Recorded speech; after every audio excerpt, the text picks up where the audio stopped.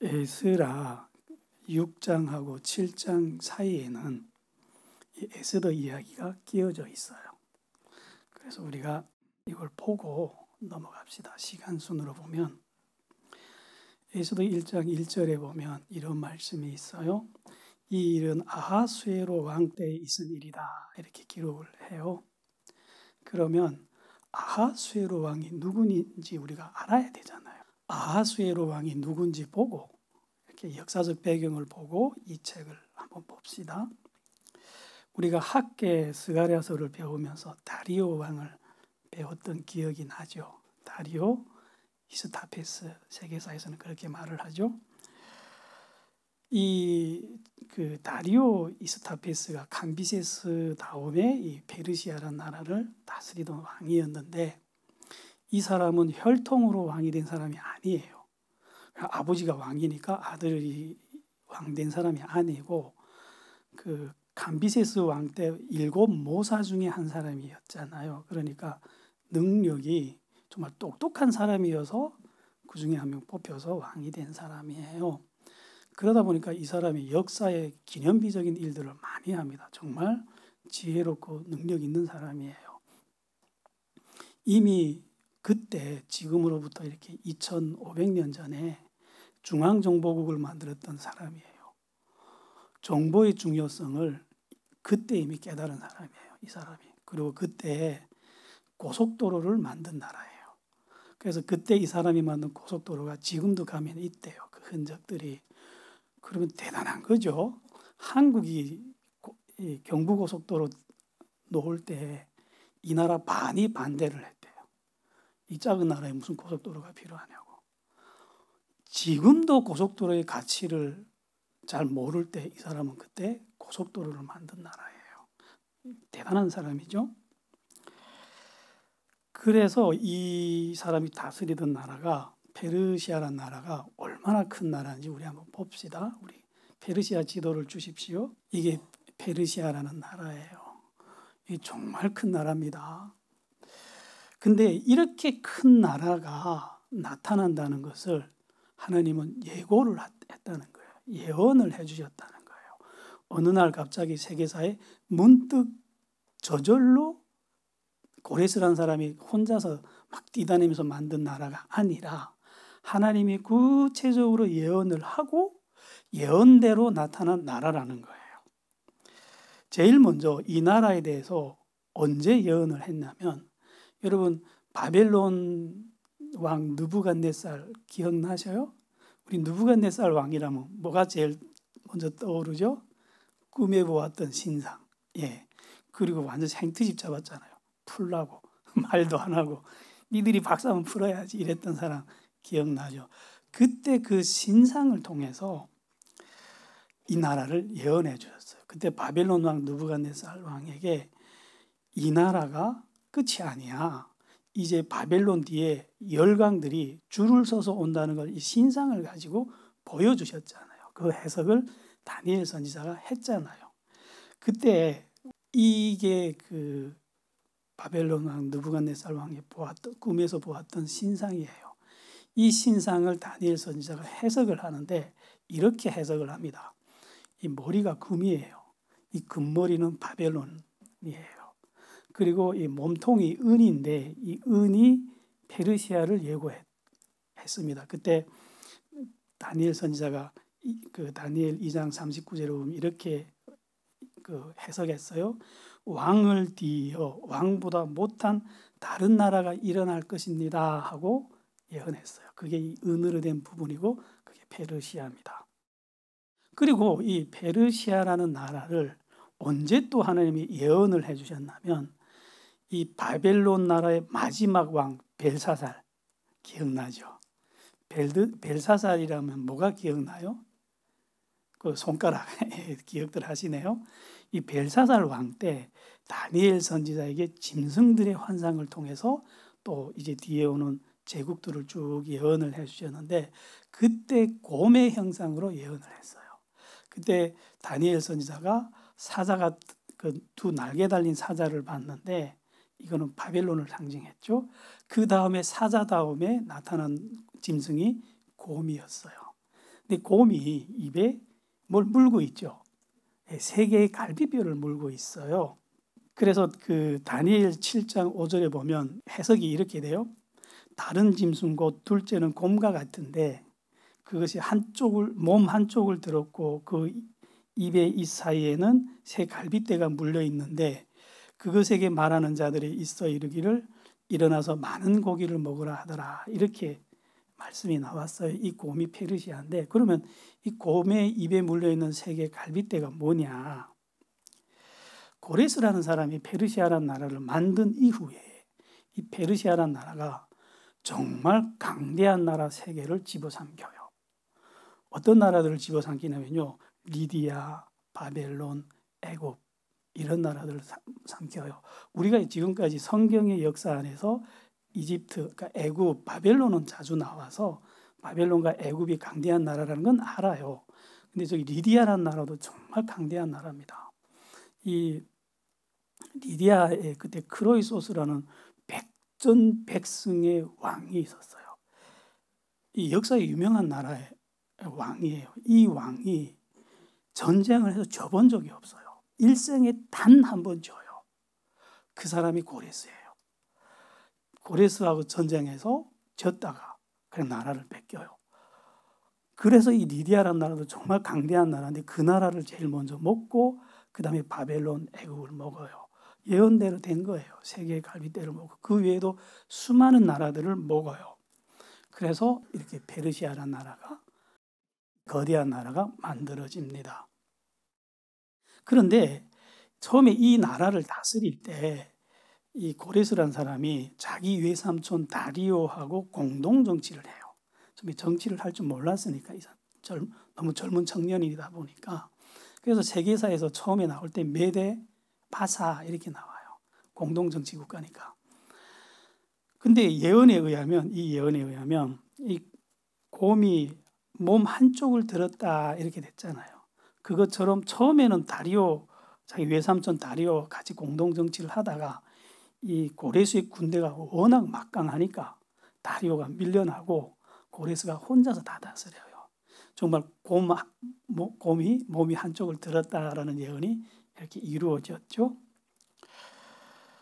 그 외에도 이렇게 예언대로 이 나라는 수많은 나라들을 점령합니다. 작은 나라들을. 그런데 여기까지 보면 뭐가 보이냐면요. 보여야 되냐면 이 모든 세상 역사는 누가 운영하죠? 누가 운영하는 것으로 보여요? 예, 하나님이 다스린다는 게 보이죠. 그래서 영어 문화권에서는 역사라는 말을 뭐라고 말을 하냐면 히스토리 이렇게 말해요. 이 말은 그의 이야기다라는 소리죠. 인정을 했죠. 영어 문화권에서는 이 역사를 다스리는 건 하나님이라는 것. 그리고 이 나라가 이제 나타난다는 것을 이 나라가 나타나서 무슨 일을 한다는 걸 또 예언을 했어요. 하나님이. 언제 예언을 했냐면 다니엘서 11장에 예언했어요. 이건 언제적 예언이냐면 처음에 고레스의 외삼촌 다리오가 바벨론을 통치했다 그랬잖아요. 그때 다리오가 바벨론을 통치할 때 하나님이 다니엘 선지자를 통해서 했던 예언이 다니엘서 11장, 12장에 있어요. 그 11장 2절에 보면 이런 예언이 나와요. 보라, 바사에서 또 3명의 왕들이 일어날 것인데 그 후에 4번째 왕이 나타날 거야. 근데 그 4번째 왕은 심히 부요할 거야. 이렇게 예언을 합니다. 그런데 이 4번째 왕이 무슨 일을 하느냐? 돈이 너무 많으니까 그 돈을 가지고 온 세상을 충동해서 모든 사람을 충동해서 헬라를 공격할 거야 그래요. 이런 예언을 했어요. 그럼 헬라가 어디냐? 예, 저 빨간 동그라미 군데 보이죠? 되게 조그만 섬들이 옹기종기 모인 나라 같은 게 보이죠. 저기 보고 그리스라고도 하는데 그리스는 하나의 대표적인 지명 표시고 저기가 어떤 곳이냐면 여러 개의 도시들이 모여서 만들어진 도시 연방 국가예요. 그래서 저기서 뭐가 나왔다 그랬죠? 민주주의 제도가 저기서 나오는 거예요. 같이 통치하자 이래가지고. 그리스 하면 뭐가 유명하죠? 철학으로. 저기서 소크라테스, 플라톤, 아리스토텔레스 다 저기서 나왔어요. 워낙 그 도시국가들이 모여서 박 터지게 싸우다 보니까 머리들이 발달해가지고 철학이 발달한 나라에. 근데 저 조그만 나라를 이제 공격한다는 거예요. 이 거대한 나라가. 이걸 하나님이 미리 예언을 해주셨다는 거예요. 근데 이 예언대로 돼요. 이 예언이 역사에서 그대로 이루어집니다. 어떻게 이루어지는지 우리가 세계사를 좀 봅시다. 다리우스 왕 우리 기억나죠? 이 다리우스 왕의 진짜 그 페르시아를 다스리던 사람이 다리우스 이스타피스라는 사람이 그 유능한 고속도로를 만든 사람이 다스리고 있는데, 이 사람이 아내가 누구냐? 그 유명한 고레스의 둘째 딸 아토스예요. 아토사라는 여인이 이 사람의 아내입니다. 그런데 이 다리우스 왕이 어느 날 사냥을 나갔다가 말에서 굴러 떨어집니다. 그래서 다리를 삐끗해요. 그리고 집에 와서 좋다는 의사들을 다 불러서 이렇게 고치는데 안 고쳐지는 거예요. 그래서 이거 그렇게 아파서 하는데, 요 그리스에서 온 노예 출신이 병을 잘 고친다 해서 노예 출신 의사겠죠. 그 소문을 듣고 데려와라 해가지고 보여줬는데 그 자리에서 고쳐준 거예요. 그러니까 이 다리오 왕이 너무 아프다가 이렇게 고쳐주니까 얼마나 기쁘겠어요. 그러니까 기분이 좋아가지고 상을 준다는 게 좀 너무 많이 줬어. 그냥 정신없이 줘가지고 이 사람이 그냥 벼락부자가 돼버린 거예요. 그러니까 그 한 개 도시를 막 줘버린 거예요. 이 완전히 그 돈 몇 푼 준 게 아니라.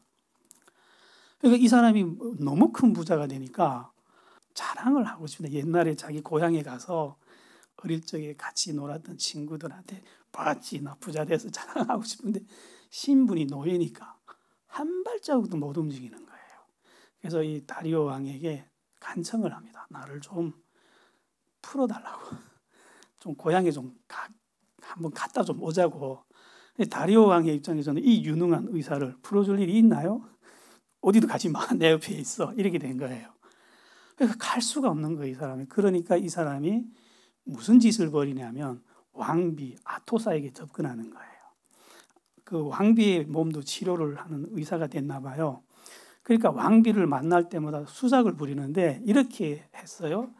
이야, 이렇게 아름다운 목에다가 고린도 사람들이 만든 목걸이를 걸면 얼마나 이쁘겠습니까? 고린도 사람들이 만든 목걸이가 천하에 이쁘다고. 다음에 갈 때는 이렇게 아름다운 손에 고린도 사람들이 만든 이게 팔찌를 걸면, 반지를 끼면 정말 왕비께서 완성이 된다고. 이 아름다움이 완성이 된다고 이렇게 바람을 불어넣은 거예요. 이 사람이 고린도로 가고 싶어가지고. 왕이 가면 지도 따라갈 거잖아요. 근데 이게 먹힌 거예요. 그래가지고 아토사가 남편한테 가서 긁는 거예요.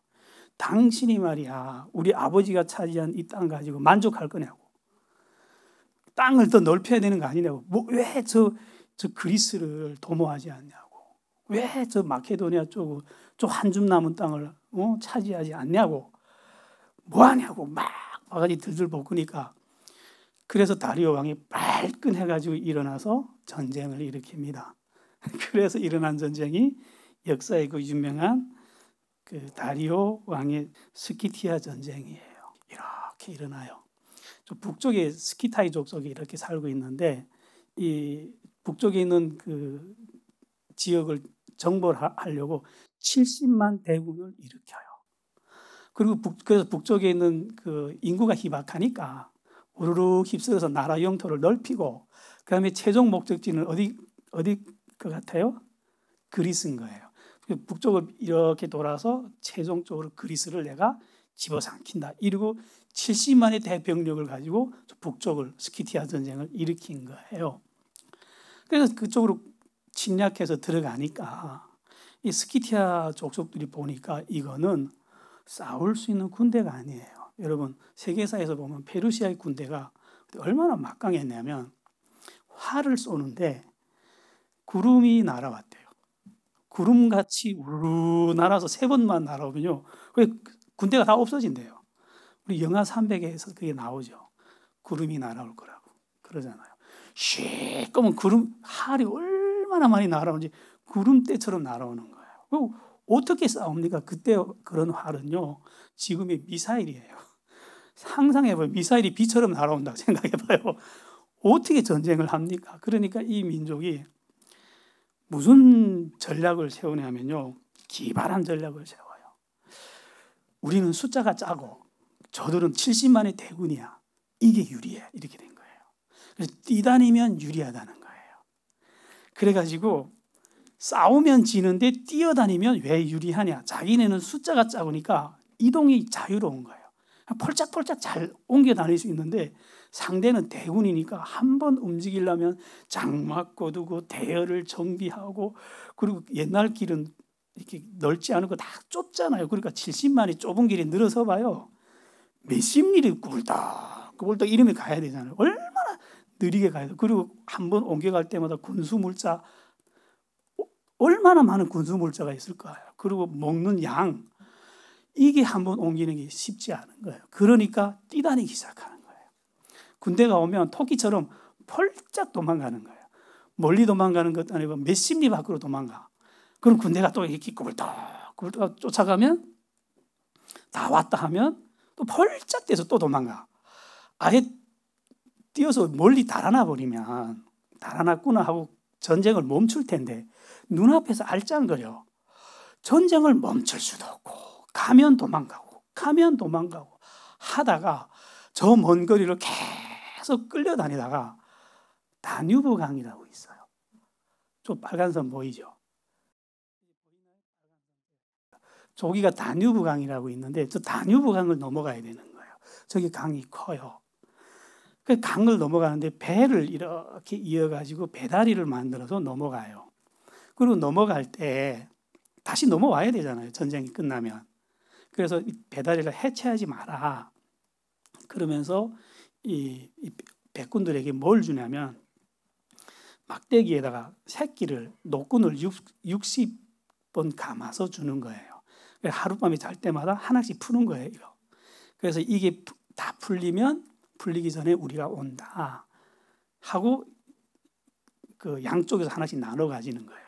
그래서 이 그 노끈이 다 풀리기 전까지는 배다리를 해체하지 마라 하고 넘어간 거예요. 그리고 추격해 가는데 이 스키타이 군대가 도망을 가면서 그냥 도망 안 가요. 가는 데마다 우물에다 똥을 잔뜩 쌓아놓고 채소밭 다 뭉개놓고 식량 다 없애버리고 이러고 도망가요. 그러니까 이 큰 군대가 먹을 게 떨어지고 물이 떨어지고 하면서 계속 쫓아가다가 이 노끈이 다 풀린 거예요. 이제 노끈이 다 풀릴 때까지 이 다뉴브강을 안 넘어가면 돌아가는 길이 막히잖아요. 그래서 이 큰 군대가 눈물을 머금고 다시 돌아와요. 그리고 다시 전쟁 한번 변번에 못 해보고 집에 돌아왔어요. 이렇게 싱겁게 끝났는데 집에 돌아오니까 아토사가 가만히 있습니까? 아니 이 명색이 이 큰 대국이 무슨 전쟁을 그딴 식으로 하냐고, 다시 나가라고. 그래서 안에 바가지에 긁혀가지고 또 나가요. 또 나가는데 우리 지금 빨간 동그라미를 했잖아요. 저 부분이 지금 지도 봐서 작으니까 좀 확대를 해서 볼게요. 예, 저 빨간 동그라미 부분을 확대한 그림이에요. 이게 여기를 가는데 이 페르시아하고 그리스, 헬라 이쪽 사이에는 에게해라는 큰 바다가 있어요. 이게 요 파란 바다가 보이죠? 이 바다를 넘어가야 됩니다. 그래서 바다를 넘어가려 이번에는 직접 이렇게 빙 에둘러 가지 않고 직접 그리스로 간다고 300척의 배를 만든 거예요. 이렇게 가요. 아니 우리 생각에는 그냥 직선으로 쭉 가면 좋을 것 같죠. 근데 저 때는 나침판이 없을 때예요. 그러니까 항해술 이런 게 없는 거예요. 바다를 넘어갈 수 있는 항해술이 없었어요. 그러니까 해안선을 따라가는 거예요. 배들이 해안선을 따라가다 보면 언젠가는 그리스가 나올 거야 이러고 가다가 여기 아토스 곳이라는 곳이 있어요. 아토즈라는 곳이 있어요. 저기 가서 풍랑을 만난 거예요. 배들이 다 가라앉아요. 그래서 전쟁도 못 해보고 300척의 배와 2만의 군대가 몽땅 수장된 거예요. 아, 이 큰 나라가 전쟁하러 갔다가 그냥 다 죽었어. 열이 받잖아. 그래가지고 다음에 2년 후 BC 490년에 또 이렇게 또 몇백 척의 배를 만들어 이번엔 직선으로 가요. 이번에는 이렇게 가요. 빨간 선 보이죠, 저거? 이렇게 직선으로 이거 어떻게 저렇게 가느냐? 섬과 섬 사이 이 징검다리 삼아서 이래서 직선으로 가는 거예요. 이렇게 가는데 어디로 가느냐? 대군이 상륙을 하려면 평야가 있어야 되잖아요. 산 이런 데는 상륙을 못 하잖아요. 그래서 마라톤 평야라는 데로 가요. 그래서 마라톤 평야 앞에서 배를 대고 상륙을 하는데 상륙하기 전에 미리 사신단을 먼저 보내가지고 그 도시연합국가라 했잖아요. 도시들마다 사신을 보내는 거예요. 사신을 보내서 그러는 거예요. 물과 흙을 내놔. 그러면 이게 무슨 말이야? 땅을 내놓으라는 말이죠. 그러면 이게 어디서 나오냐면 영하 300 본 적 있죠. 몇 년 전에 나온 영화인데 거기서 이 내용이 나와요. 이거 가지고 영화를 만들었거든요. 그래서 다른 도시들은 다 항복을 해요. 물과 흙을 내놓으면서 바치면서 그다음에 조공국이 되겠습니다 하는데 아테네하고 스파르타라는 도시는 죽어도 항복 안 하는 거예요. 그래서 사신단이 스파르타 왕이 갔더니 영하 300에서 이런 게 나오잖아요. 이 사신단이 와서 물과 흙을 내놔라 했더니 우물에다 발로 걷어차서 집어넣잖아요. 죽이잖아요. 이건 전쟁 선포잖아요. 그래서 이 스파르타하고 아테네를 정벌하려고 이렇게 배가 저 마라톤 평야로 가는 거예요. 그래서 마라톤 평야에 와봤더니 저기 스파르타 군대가 10,000명도 안 되게 진짜 한 줌이 나온 거예요. 그러니까 이 페르시아 군대는 몇십만의 대군이니까 아이고 저것들은 뭐 우리 내려가서 소리에만 쳐도 이길 수 있어 업신여긴 거예요. 그래서 상륙을 하는데 한참 상륙을 하는데 이 스파르타 군대가 공격을 해온 거예요. 그러니까 이 군대가 싸우려면 군수물자를 하역을 해야 되잖아요. 활도 내리고 화살도 막 내리고 이래야 되는데 군대가 공격해 오니까 싸울 수가 없는 거예요. 활과 화살도 미처 없으니까. 근데 스파르타 군대는 창을 쓰는 군대예요. 원 없이 찌르는 거예요, 이거. 그러니까 내리다가 전투에 붙어서 이길 수가 없는 거예요. 그래서 이때 활을 진짜 많이 쏜 사람이 3번밖에 못 쐈대요. 있어야 쏘지. 그래서 다시 다 배를 타고 철수를 한 거예요. 졌어. 이 큰 나라 군대가 이 한 줌도 안 되는 군대에게 졌어. 그러고 나니까 이게 페이디피스라는 청년이 아테네라는 도시하고 40km 떨어졌는데 거기를 달리기 시작한 거예요. 40km를 달려가서 우리가 이겼다 하고 죽어버린 거예요. 이게 유명해져 가지고 지금 마라톤 경기가 생긴 거예요. 마라톤 경기가 그때부터 생긴 거예요. 이해되죠? 그래가지고 옛날에 이란에서 올림픽 경기를 할 때 마라톤 경기만 쏙 빼버렸대요. 이 페르시아가 지금의 이란이거든요. 그러니까 자기들한테 치욕적인 전쟁이 기억하게 하는 그 경기잖아요. 그래서 마라톤 경기 쏙 빼는 거예요. 세계사가 이렇게 돌아갑니다. 그래서 이 마라톤 평야에서 지고 나서 군대가 지금 다 마라톤 평야에 있으니까 우리는 아테네로 직접 가자. 배 타고 해서 배들이 삥 바다를 돌려서 아테네를 가는 거예요. 저렇게. 근데 그 사이에 이 마라톤 평야에 있던 군대들이 전속력으로 뛰어와서 아테네로 다시 뛰어와서 또 막아선 거예요. 그러니까 이 페르시아 군대의 입장에서는 아니 진짜 군대는 마라톤 평야에 있는데 여기 또 군대가 있는 거예요. 그러니까 무슨 군대가 이렇게 많아? 하고 군대를 철수합니다. 그래서 두 번째 갔다가 또 져요. 이 큰 나라가. 그 다음에 저기 까만 선들이 보이죠? 까만 선들은 이게 다리오 왕이 한 전쟁이 아니에요. 그러니까 이 페르시아가 3번을 그리스를 공격하는데 3번 다 이기지 못해요. 이 까만 선은 누가 한 전쟁이냐? 이 다리오 왕의 아들이 아하수에로 왕이에요. 그 아하수에로 왕이 열이 받잖아요. 내가 기어이 저 나라 먹는다 하고 땅과 바다로 동시에 들어가요. 그래서 들어가는데 또 져요. 왜 지느냐? 동양에는 명랑해전이라고 있어. 이순신 장군이 명랑해전이 있다면 서양에 가면 조기미서 살라미스 해전이라고 있어요. 똑같은 일이 일어났어. 거기도 이순신 장군 서양제가 있어가지고 이 페르시아 군대의 수백 척의 군대를, 수백 척의 함선들을 살라미스라는 좁은 곳에 몰아넣은 거예요. 유인해가지고 썰물이 싹 빠지고 나니까 배들이 다 멈춰버린 거예요. 그 다음에 불을 질러가지고 한꺼번에 태워버렸어. 그래서 유명한 해전이에요. 동양에서는 이 명랑해전을 지금도 해군사관학교에서 전 세계 해군사관학교에서 두 해전을 배운대요. 동양의 해전과 서양의 살라미스 해전을. 그래서 세 번째도 져요. 그래서 이 큰 나라가 그리스를 못 먹어요.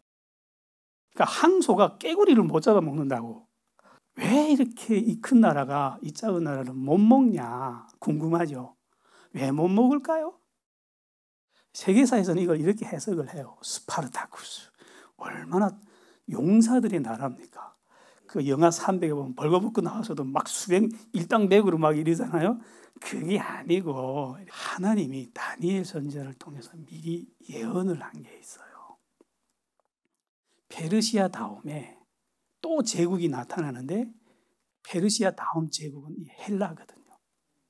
그래서 하나님의 예언에 의하면 페르시아가 헬라를 집어삼키는 것이 아니라 헬라가 페르시아를 먹는데요. 이건 인간이라면 아무도 상상 못해요. 그래서 그 다니엘이 그 짐승들의 환상을 보면 헬라가 염소로 나와요. 염소가 페르시아라는 양을 들이받아. 양이 그냥 놔떨어져요. 그 예언에 의하면 페르시아가 헬라를 먹어야 돼요? 말아야 돼요? 먹을 수가 없는 거예요, 이게. 그러니까 아무리 많은 군대를 가지고 가도 안 되는 거예요, 이게. 그래가지고 일단 우리가 그 다리오 왕의 1차, 2차 그리스 전쟁까지 일단 그 시점이 되돌아갈게요. 그래서 다리오 왕이 그리스를 두 번 공격했다가 두 번 다 변변히 싸워보지는 못하고 지고 돌아왔어요. 그러니까 아토사 왕비가 또 바가지를 긁으니까 에이 서쪽으로 가면 안 되겠다고 동쪽으로 또 가요. 동쪽으로 갔다가 그 전쟁에 나와 죽어요. 그리고 그의 아들 아하수에로가 왕이 되는데 이 아하수에로가 누구냐? 에스더의 남편인 거예요. 우리가 보는 이게 에스더서의 배경인 거예요. 그 세계사에서는 이 사람을 크세르크세스라고 나와요. 그래서 영하 300에 보면 크세르크세스라는 사람이 나오잖아요. 이름이 그렇게 나와요. 근데 이 사람이 그 고레스 다음에 네 번째 왕인데 다니엘서 11장 2절에서 제가 한번 이런 말씀을 한 적이 있어요. 이제 다니엘서를 우리 배울 때 다니엘 11, 12장은 이제 신구약 중간사를 하면서 다시 보겠습니다. 그랬던 기억나죠? 다니엘 11장, 12장에 보면요. 예수님이 오시기까지 이 세상에서 일어나는 일들을 다 예언해놨어요. 그 유명한 그 클레오파트라 이야기까지 다 있어요. 세계사에서 유명한 이야기들이 이미 다 예언이 되어 있다는 거예요. 그래서 우리 그때 같이 이 예언하고 같이 보겠습니다. 이렇게 했잖아요. 한번 볼게요. 다니엘서 11장 2절에 보면 이 페르시아 왕들이 어떻게 그 일을 하는지 이렇게 예언을 이렇게 했어요. 아까 11장 2절에 보면 그 후에 네 번째 왕이 이런 일을 한대요. 그가 굉장히 부요한데 모든 사람을 충동하여 헬라 왕국을 칠 것이다. 이렇게 예언을 했어요. 어떤 사람들은 이래요. 아하수에로 왕이 다섯 번째 왕인데 왜 네 번째 왕이냐 이렇게 하는데 고레스하고 다리오 왕 때 이 예언을 했어요. 그러니까 고레스 왕을 빼고 그때부터 네 번째 왕 하면 이 사람이 네 번째 왕인 거예요. 그럼 예언이 딱 맞아요. 그런데 우리가 지금까지 이거 쭉 다 보면 제가 이 예언과 세계사를 왜 이렇게 쭉 같이 설명을 했냐면 우리가 세계사를 배우자 한국사도 못 배워서 난리인데 왜 이렇게 세계사를 배워야 되느냐? 지금 여기까지 세계사를 배워보니까 뭐가 보이나요? 이 세계를 다스리는 게 강대한 나라의 왕이 다스립니까? 아니면 하나님이 다스리는 걸로 보여요? 그렇죠. 하나님이 다스리는 게 보이죠. 그런데 이 세상에서 어떤 큰 일이 일어날 때마다 하나님이 항상 먼저 예언을 하시고 그 다음에 그 일을 하셨다는 거예요. 그럼 왜 이렇게 하느냐 하는 겁니다. 그냥 해도 되잖아요. 그냥 이렇게 나라들을 하나님이 알아서 이렇게 운영해 가시면 되잖아요. 왜 미리 예언을 하고 이런 일을 하실까요? 의도가 있겠죠. 하나님이. 뭘까요? 왜 그러냐면요. 이게 오늘 우리가 들어야 될 포인트예요. 핵심 포인트입니다. 이런 일이 일어날 때 이 일은 하나님이 하시는 일이라는 걸 알라고. 그래서 미리 예언하고 예언한 대로 세상의 역사를 이끌어 가시는 거예요. 그러면 이게 왜 중요한가 하면요. 성도들이 이 예언을 믿고 이런 일이 정말 일어나는 걸 보면 마음에 어떤 일이 일어날까요? 두려움이 없어요. 두렵지가 않아요. 저거 누가 하는 일이죠? 우리 아버지가 하는 일이야. 그럼 저 일 때문에 내가 해를 입을까요? 안 입을까요? 내가 해를 입을 일이 없는 거예요. 이거 보고 평안이라 그래요. 하나님의 말씀만이 우리에게 주시는 힘, 평안이라 그래요. 평안이 뭐냐면요. 이런 겁니다. 제가 옛날에 한번 설명을 했는데 산 같은 파도가 거대한 바위를 내리치는데 그래서 산 같은 파도가 또 이렇게 서서 달려와요. 그 앞에 큰 바위가 있는데 그 바위 틈에 새새끼 한 마리가 있는 거예요. 이 새가 자기 새끼 새들을 병아리들을 품고 콜콜 자요. 이게 평안이라고요. 그렇게 무서운 파도가 오는데 콜콜 잘 수 있는 거. 이 힘을 하나님이 자기 성도들한테 주려고 이 예언이라는 걸 하는 거예요. 만약 우리가 그리스 사람들이라 합시다. 그리스에서 사는 기독교인들이라 합시다. 페르시아라는 나라가 구름 같은 미사일을 쏴대면서 오는데 무섭겠습니까? 안 무섭겠습니까? 안 무섭죠. 안 무섭죠. 이사야서에서 보면 나라의 국경들을 정하시는 분이 국경선을 정하시는 분이 누구라고요? 하나님이 정해요. 자, 그 다니엘서 11장 2절에 보면 이렇게 예언이 되어 있어요. 이 네 번째 왕이 나타나서 모든 사람을 충동하여 헬라 왕국을 칠 것이다 이렇게 예언했잖아요. 그 예언대로 행동하는 거예요, 이 사람이. 그래서 에스더서 1장 3절에 보면 이 사람이 큰 잔치를 벌여요. 잔치를 벌이는데 127개 나라의 태수들과 유지들을 모아놓고 잔치를 왜 벌이느냐. 앞에서 자기 아버지 다리오가 2번이나 전쟁에 나가 이기지 못하고 왔잖아요. 그때 너무 많은 군대를 죽인 거예요. 너무 많은 세금을 쓴 거예요. 그래가지고 그리고 황실의 권위가 땅바닥으로 떨어진 거예요. 그래서 이거 내가 다시 일으킬 거야 하고 또 군대를 내놔라, 전쟁을 하자, 세금 내놔라 이러면 쉽게 안 내놓는단 말이에요. 2번씩이나 했는데. 그래서 잔치를 벌인 거예요. 실컷 먹여놓고 그러면서 돈 내놔라, 군대 내놔라 이러려고. 근데 잔치를 하는데 6개월 동안 해요. 워낙 큰 나라고 돈이 많으니까 6개월 동안 하는데 잔치가 끝날 쯤에 자기 아내 왕비가 그렇게 아름다워요. 와스디라고. 자기 아내를 자랑하고 싶어서 야, 왕비 보고 나오라 해라 했는데 한참 있다가 왕비가 오는 게 아니라 내시가 와서 이러는 거예요. 왕비께서 싫다고 합니다. 그러니까 이 큰 잔치판이 얼음이 돼버리는 거예요. 숨소리도 못 내요. 왕이 너무 열이 받아서 머리가 멎어버렸대요. 그래가지고 그 성경에 보면 이렇게 기록이 되어 있어요. 옆에 있는 박사 보고 야, 이럴 때는 어떻게 해야 되니? 물어봐요.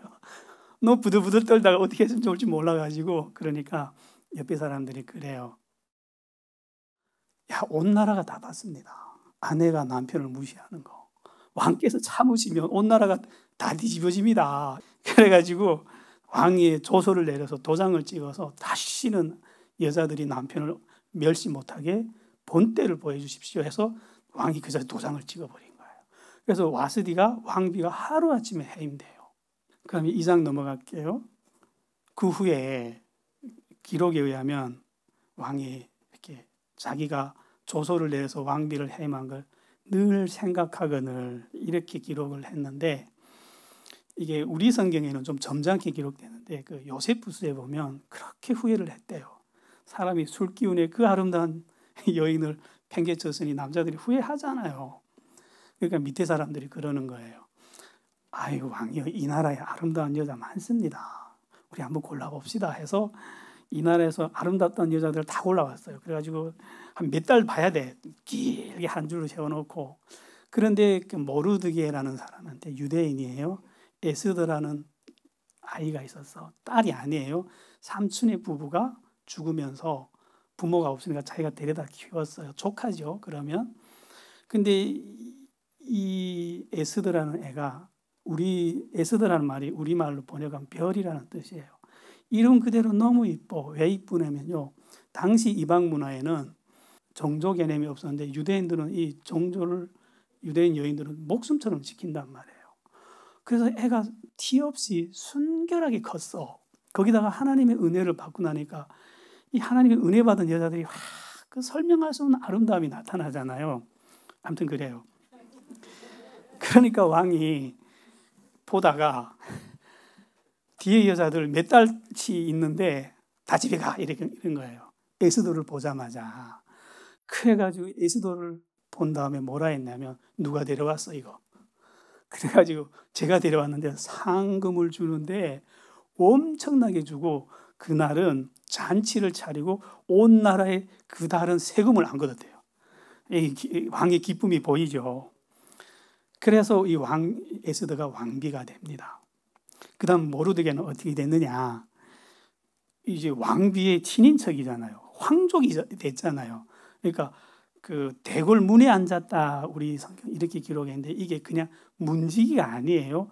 대국의 문은 어떻게 생겼냐면, 대국의 궁전의 문은 사실상 온 나라에서 들어오는 상소문을 받아서 처리하는 기관이에요. 그래서 처리 못하는 걸 왕궁으로 들어가는 거예요. 그걸 문에서 처리해요. 우리말로 고위 공무원이 됐다는 말이에요. 저기 딸 같은 여자가 왕비니까. 그래서 모르드게는 여기 출근하기 시작했는데, 거기서도 일을 성실하게 하다가 빅단과 데레스라는 내시가 왕을 죽일 음모를 꾸미는 거 알게 된 거예요. 이거 보고하면 보고 라인이 층층층 올라가기 때문에 죽이기 전에 못 올라가요. 근데 이 사람은 다른 라인이 있잖아요. 자기 딸 같은 에스더한테 직보를 해가지고 왕이 이 말을 듣고 알아봐라 했는데 정말인 거예요. 그래서 왕이 목숨을 건지는 일이 있어요. 오늘 여기까지 할게요. 예, 재밌었어요? 예, 정리할게요. 자, 세상 만사는 하나님이 움직이십니다. 어느 정도로 정밀하게 움직이냐면요, 예수님이 이렇게 말씀했어요. 참새 한 마리가 한 아사리온에 팔리는 것이 아버지께서 허락하지 않으면 안 된대요. 그 정도로 이 세상 만사를 하나님이 움직인대요. 그거를 받아들이면요, 우리 마음에 평안이 임합니다. 평안한 사람은요, 분노하지 않아요. 네 편 내 편 가르지 않아요. 우리 이제 한국서 살지 말고 어디서 살아요? 하나님의 나라에서 삽시다. 그 나라에는 평안이 있고요, 그 나라에는 만족이 있고요, 기쁨이 있어요. 이 세상하고 아무 상관없고 연관도 없어요. 세상은 뒤집어지는데 우리는 콜콜 집에 가서 침대에서 잘 수가 있어요. 우리 그런 평안 속에서 삽시다. 예, 기도할게요. 하나님, 정말 하나님은 이 세상의 주인이십니다. 그리고 하나님이 우리의 아버지십니다. 그래서 우리는 평안할 수 있습니다. 하나님, 우리가 이 평안 안에 늘 거하게 하여 주십시오. 예수님 이름으로 기도했습니다.